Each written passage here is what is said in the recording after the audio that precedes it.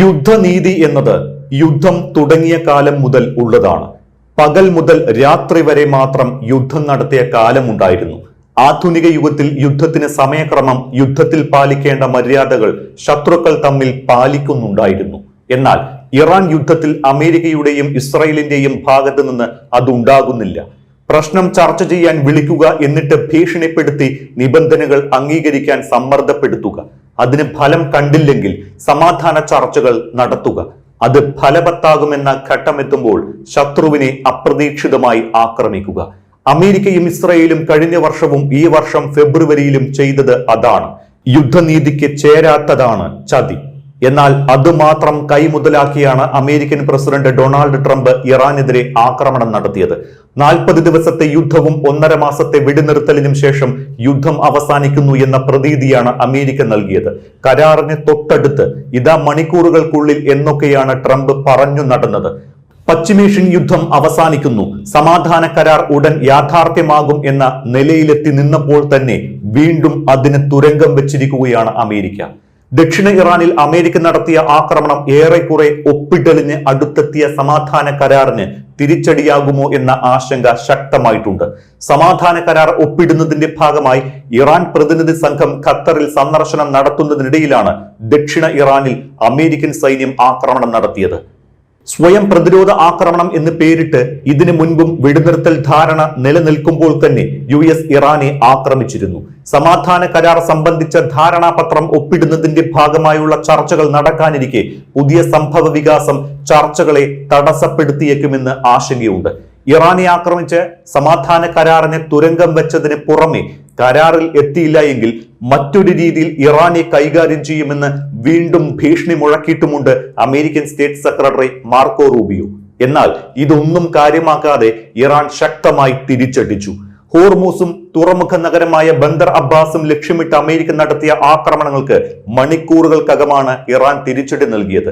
അമേരിക്കയുടെ MQ-9 drone വീഴ്ത്തിയതായി IRGC അവകാശപ്പെട്ടു. RQ-4 F-35 വിമാനങ്ങൾക്ക് നേരെ ആക്രമണം നടത്തിയെന്നും ഇറാന്റെ ആകാശത്ത് നിന്ന് യുദ്ധവിമാനങ്ങൾക്ക് പിന്തിരിഞ്ഞോടേണ്ടി വന്നുവെന്നും IRGC പറയുന്നു. ഇസ്രായേലിന്റെ അന്ത്യമടുത്തുവെന്നും 15 വർഷങ്ങൾക്കകം ഇസ്രായേൽ ഭൂമുഖത്ത് നിന്നും തുടച്ചു നീക്കപ്പെടുമെന്നുമാണ് ഇറാന്റെ പരമോന്നത നേതാവ് മുജ്തബ ഖമനേയി പറഞ്ഞിരിക്കുന്നത്. പശ്ചിമേഷ്യയിലെ ഏറ്റവും അപകടകരവും മാരകവുമായ ഒരു ക്യാൻസറാണ് ഇസ്രായേൽ എന്ന് അദ്ദേഹം വിശേഷിപ്പിച്ചു.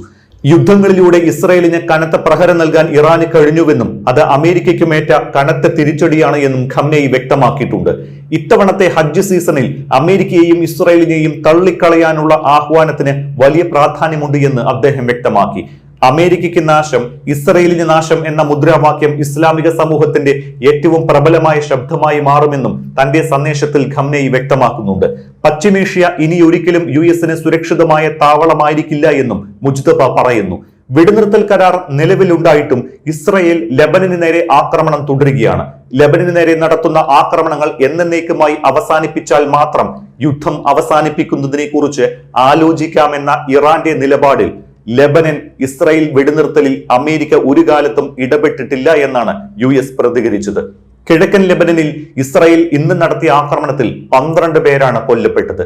സമാധാന ചർച്ചകൾ അന്തിമഘട്ടത്തിലെത്തി നിൽക്കവെയാണ് പുലർച്ചെ ബന്ദർ അബ്ബാസിലും ഹോർമൂസിനടുത്തും മിസൈൽ ലോഞ്ചിംഗ് പാഡുകൾക്ക് നേരെയും US സൈന്യം ആക്രമണം നടത്തിയത്. സമ്പുഷ്ടീകരിച്ച യുറേനിയം കൈമാറുന്നതിന് ഇറാന്റെ മേൽ സമ്മർദ്ദമേറ്റുന്നതിനാണ് ആക്രമണം നടത്തിയത് എന്നാണ് രാജ്യാന്തര മാധ്യമങ്ങൾ റിപ്പോർട്ട് ചെയ്തത്. ഇത് ഏറെക്കുറെ ശരിവെക്കുന്ന തരത്തിലായിരുന്നു പിന്നാലെ ട്രംപിന്റെ പ്രതികരണവും പുറത്തു വന്നത്. സമ്പുഷ്ടീകരിച്ച യുറേനിയം അമേരിക്കയ്ക്ക് കൈമാറുകയോ അമേരിക്കയ്ക്ക് താല്പര്യമുള്ള രാജ്യത്തിന് കൈമാറുകയോ അല്ലെങ്കിൽ നശിപ്പിക്കുകയോ വേണമെന്നാണ് ട്രംപിന്റെ ആവർത്തിച്ചുള്ള ഭീഷണി. ദക്ഷിണ ഇറാനിൽ ഹോർമൂസ് കടലിടുക്കിൽ മൈനുകൾ സ്ഥാപിക്കാൻ ശ്രമിച്ച ഇറാനിയൻ റവല്യൂഷണറി ഗാർഡ് കോറിന്റെ ബോട്ടുകളും ഒരു മിസൈൽ വിക്ഷേപണ കേന്ദ്രവും ലക്ഷ്യമിട്ടാണ് ആക്രമണം നടത്തിയത് എന്ന് US സൈന്യവും വ്യക്തമാക്കിയിട്ടുണ്ട്. ഇറാനിൽ നിന്ന് അമേരിക്കൻ സൈനികർക്ക് നേരെയുള്ള ഭീഷണിയെ നേരിടുന്നതിന്റെ ഭാഗമായുള്ള സ്വയം പ്രതിരോധമാണ് ആക്രമണമെന്നാണ് അമേരിക്ക നൽകുന്ന വിശദീകരണം. ഹോർമൂസിൽ മൈനുകൾ വിരിക്കാൻ ശ്രമിച്ച 2 IRGC ബോട്ടുകളും അമേരിക്കൻ യുദ്ധവിമാനങ്ങളെ ലക്ഷ്യം വെച്ച ബന്ദർ അബ്ബാസിലെ മിസൈൽ കേന്ദ്രവും തകർത്തതായി അമേരിക്ക അവകാശപ്പെടുന്നുണ്ട്. ബന്ദർ അബ്ബാസ്, സിറിക്, ജാസ്ക് എന്നിവിടങ്ങളിൽ വലിയ സ്ഫോടനങ്ങൾ ഉണ്ടായതായി ഇറാനിയൻ മാധ്യമങ്ങളും റിപ്പോർട്ട് ചെയ്തു. ആക്രമണം നടത്തിയത് വഴി വെടിനിർത്തൽ കരാറിന് കോട്ടം തട്ടില്ലെന്ന് അമേരിക്ക വ്യക്തമാക്കിയിട്ടുണ്ട് എങ്കിലും ഇത് എത്രത്തോളം ഫലവത്താകുമെന്ന് ഇപ്പോഴും വ്യക്തമല്ല. കാരണം ഏറെക്കുറെ കരാറിന്റെ ധാരണാപത്രം ഒപ്പിടുന്നത് വരെ എത്തിയ കാര്യങ്ങൾക്ക് തടസ്സം നേരിട്ടാൽ അത് ആഗോളതലത്തിൽ തന്നെ പ്രതിസന്ധി രൂക്ഷമാക്കും.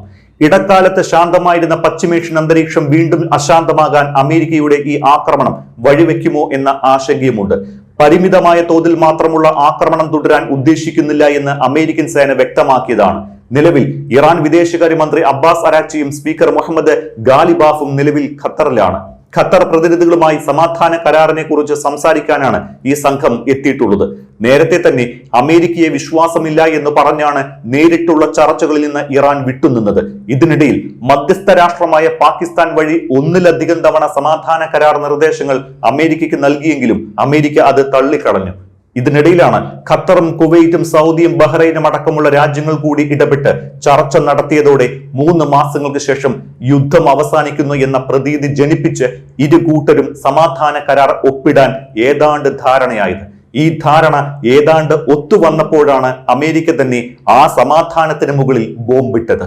ഇറാൻ തങ്ങളുടെ കൈവശമുള്ള സമ്പുഷ്ടീകരിച്ച യുറേനിയം ഒന്നുകിൽ അമേരിക്കയ്ക്ക് കൈമാറുകയോ അല്ലെങ്കിൽ അന്താരാഷ്ട്ര മേൽനോട്ടത്തിൽ നശിപ്പിക്കുകയോ ചെയ്യണമെന്നാണ് US പ്രസിഡന്റ് ഡൊണാൾഡ് ട്രംപ് ആവശ്യപ്പെട്ടത്. എന്നാൽ അമേരിക്കയ്ക്ക് കൈമാറാൻ ഇറാൻ തുടക്കത്തിലെ വിസമ്മതിച്ചു. പകരം ഇറാന്റെ അടുത്ത സഖ്യ സൗഹൃദ രാഷ്ട്രമായ റഷ്യ യുദ്ധത്തിൽ ഇടപെട്ടതോടെ റഷ്യക്ക് കൈമാറാമെന്ന് ഇറാൻ സമ്മതിച്ചു. അങ്ങനെയാണ് ധാരണാപത്രം ഒപ്പിടുന്നതുവരെ കാര്യങ്ങൾ നീണ്ടത്. ഇതിന് തൊട്ടു പിന്നാലെയാണ് സൈനിക നടപടി എന്നതാണ് ആശങ്കയേറ്റുന്നത്.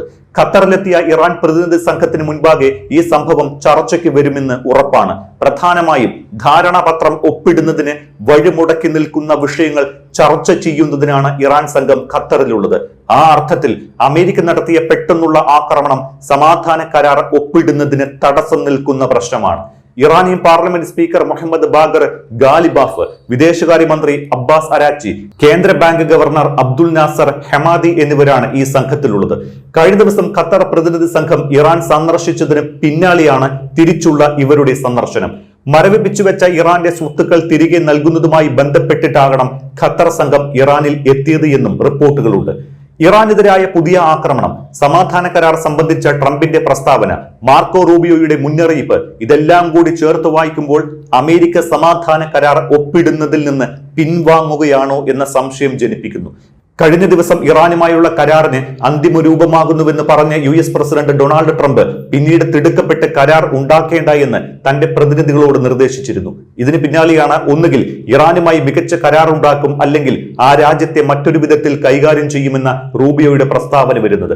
ഇറാനെതിരെ ബദൽ മാർഗങ്ങൾ പരീക്ഷിക്കുന്നതിന് മുൻപായി എല്ലാത്തരം നയതന്ത്ര ശ്രമങ്ങളും നടത്തുമെന്ന് കൂടി റൂബിയോ വ്യക്തമാക്കിയിട്ടുണ്ട്. ഇതോടൊപ്പം ചേർത്ത് വായിക്കേണ്ട മറ്റൊരു സുപ്രധാനമായ കാര്യം ഇറാൻ വിദേശകാര്യ വക്താവ് ഇസ്മയിൽ ബക്കായിയുടെ വാക്കുകളാണ്.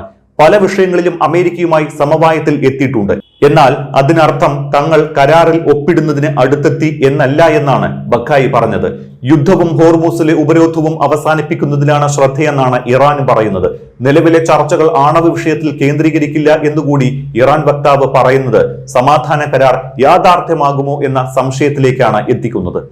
യുദ്ധം അല്ലെങ്കിൽ സംഘർഷം പശ്ചിമേഷ്യയിലാണ് എങ്കിലും അത് ലോകത്തെയാകെ ബാധിച്ചിരിക്കുകയാണ്. ലോക നന്മയ്ക്കുള്ള യുദ്ധമല്ല ട്രംപും കൂട്ടരും നടത്തുന്നത്. അതിനാലാണ് അമേരിക്കയുടെ സഖ്യകക്ഷികൾ എന്നറിയപ്പെടുന്ന നാറ്റോ അംഗരാജ്യങ്ങൾ പോലും ആ യുദ്ധത്തിൽ പങ്കാളികളാകാത്തത്. എന്നിട്ടും യുദ്ധം എല്ലാവരെയും ബാധിച്ചു. അസംസ്കൃത എണ്ണ കിട്ടാതെ ഏറെക്കുറെ എല്ലാ യൂറോപ്യൻ രാജ്യങ്ങളും കഷ്ടത്തിലാണ്. വിലക്കയറ്റം പല രാജ്യങ്ങളിലും സാധാരണയായി. സ്വന്തമായി ഷെയിൽ ഓയിൽ കുഴിച്ചെടുക്കുന്ന അമേരിക്കയിൽ പോലും സ്ഥിതി വ്യത്യസ്തമല്ല. ഇറക്കുമതി ചെയ്യുന്ന വസ്തുവകകൾക്ക് വലിയ വില കൊടുക്കേണ്ടി വരുന്നു. സ്വന്തം രാജ്യത്ത് ഈ സ്ഥിതി വന്നിട്ടും യുദ്ധം മതിയാക്കി നാട്ടുകാരെ കഷ്ടതയിൽ നിന്ന് കരകയറ്റാൻ ട്രംപ് തയ്യാറല്ല. രാജ്യത്തിന് എന്ത് പ്രശ്നം വന്നാലും അത് തനിക്കൊരു പ്രശ്നമല്ല എന്നും ഇറാന്റെ കൈവശം ആണവായുധം ഉണ്ടാകാൻ പാടില്ല എന്നത് തനിക്ക് പ്രധാനമാണ് എന്നുമാണ് ട്രംപിന്റെ നിലപാട്. യുദ്ധം അവസാനിച്ച് സമാധാനം വരണമെന്നത് ഗൾഫ് രാജ്യങ്ങൾക്ക് നിലനിൽപ്പിന്റെ കൂടി ആവശ്യമാണ്. ഹോർമൂസ് കടലിടുക്കിലെ വിലക്ക് അവരെ ശ്വാസം മുട്ടിക്കുന്നതാണ്. കുവൈറ്റ്, ബഹ്റൈൻ, ഖത്തർ എന്നീ രാജ്യങ്ങൾക്ക് അവരുടെ എണ്ണ വിൽക്കാൻ ഹോർമൂസ് മാത്രമാണ് വഴി. മാസങ്ങളായി എണ്ണ ടാങ്കറുകൾ കടലിടുക്കിന് അകത്തെ പ്രദേശത്ത് കുടുങ്ങിക്കിടക്കുകയാണ്. UAEക്ക് കടലിടുക്കിന് പുറത്തുള്ള ഫുജൈറയിലെ റിഫൈനറികളിൽ നിന്ന് എണ്ണ പുറം ലോകത്തേക്ക് എത്തിക്കാനാകും. സൗദി അറേബ്യയ്ക്ക് ചെങ്കടൽ വഴിയും ഒരു പരിധിവരെ എണ്ണ വിൽക്കാം. എങ്കിലും യുദ്ധത്തിന് മുൻപ് വിറ്റിരുന്ന എണ്ണയുടെ ചെറിയൊരു ശതമാനം മാത്രമാണ് ഈ വഴി പുറത്തെത്തിക്കാൻ കഴിയുക. അതുകൊണ്ട് തന്നെ യുദ്ധം നിർത്താൻ ഈ രാജ്യങ്ങൾ ശക്തമായി ട്രംപിനെ സമ്മർദ്ദപ്പെടുത്തുന്നുണ്ട്. പക്ഷേ ഇറാൻ എന്ന രാജ്യം ഈ ഭൂമുഖത്ത് ഉണ്ട് എങ്കിൽ അത് ഇസ്രയേലിന് ഭീഷണിയാണ് എന്ന് വിശ്വസിക്കുന്ന പ്രധാനമന്ത്രി ബെഞ്ചമിൻ നെതന്യാഹു യുദ്ധം തുടരാൻ ട്രംപിന് മേൽ സമ്മർദ്ദം തുടരുകയാണ്. സ്നേഹപൂർവ്വം ബീബി എന്ന് വിളിക്കുന്ന നെതന്യാഹുവിന്റെ വാക്കുകൾക്കാണ് ട്രംപ് വില കൽപ്പിക്കുന്നത്. ഇറാനെ അടിയറവ് പറയിക്കാൻ ഇനിയും കഴിയാത്ത ട്രംപിന് യുദ്ധം നിർത്തണമെന്നുണ്ട്. പക്ഷേ തന്റെ നിബന്ധനകൾക്ക് വഴങ്ങിയല്ലാതെ ഒരു കരാറിലെത്തിയാൽ അത് ഇറാന് കീഴടങ്ങലായി ലോകം കാണുമെന്ന പ്രശ്നവുമുണ്ട്. അതുകൊണ്ടാണ് യുദ്ധത്തിലേക്ക് തിരികെ പോയി അടുത്ത തവണ സമാധാനത്തിന് ശ്രമിക്കാമെന്ന് ട്രംപ് വിചാരിക്കുന്നത്. ഇതാണ് അന്താരാഷ്ട്ര നിരീക്ഷകരുടെയും വിലയിരുത്തൽ.